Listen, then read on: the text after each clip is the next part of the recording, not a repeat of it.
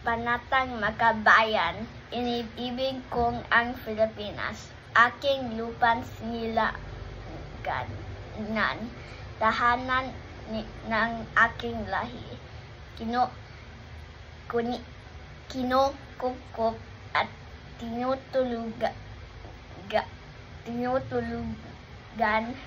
maging malakas, masipag at maranal.